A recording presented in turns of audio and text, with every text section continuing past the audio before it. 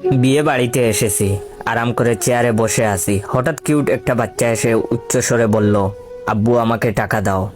বাচ্চাটার কথা শুনে আতঙ্কে উঠলাম। চোখ কপালে তুলে বাচ্চা ছেলেটার দিকে তাকিয়ে রইলাম। পেটের নাড়িবুড়ি কেমন কেমন করে যেন নড়ছিল।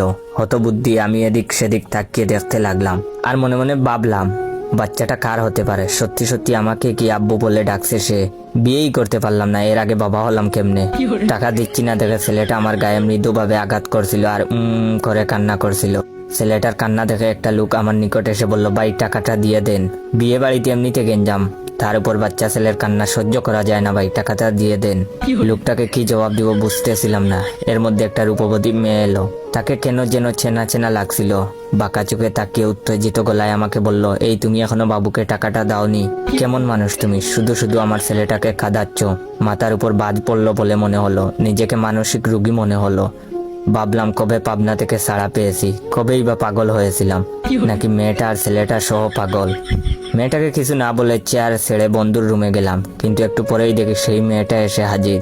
এসেই খেপা বাঘিনীর মতো রূপ নিয়ে চেঁচিয়ে বলতে লাগলো, কিপটামি কবে দূর হবে তোমার? সব জায়গাতে কিপটামা কিন্তু চলবে না। তাড়াতাড়ি টাকা বের করতে বলছি, বের করো। আমার হয়ে বন্ধু বলে উঠলো, আপু কি শুরু করছিস এগুলো?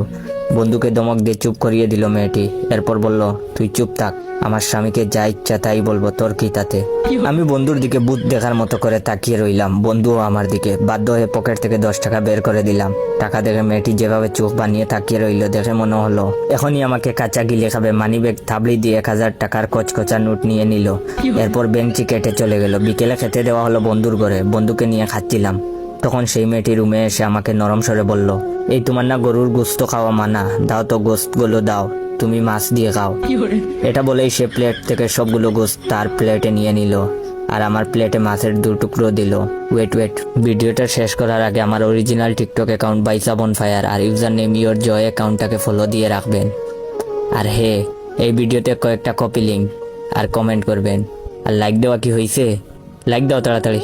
মেয়েটার আচরণ দেখে আমার বন্ধু হা হয়ে গেল, আর আমি হতবম্ব নির্বাক হয়ে প্লেটের মাছের দিকে তাকিয়ে রইলাম। ভাবলাম বিয়ে খেতে তো আসিনি, ফেক বউয়ের জ্বালাতন সহ্য করতে আসছি।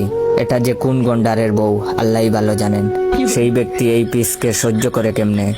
সন্ধ্যা পর মেয়েটা আমার হাত ধরে বরপক্ষের মেয়েদের আত্মীয়দের সাথে পরিচয় করিয়ে দিল। বলল, এটা আমার স্বামী, 6 মাস হলো বিয়ে করছি। সে আমেরিকাতে ইঞ্জিনিয়ারিং কাজে ব্যস্ত থাকে। আমার খালাতো বোনের বিয়ে খেতে আসছে ছুটি নিয়ে। মেয়েটার চাপাবাজি শুনে মাথা বন বন করছিল, চরকির মতো ঘুরছিল।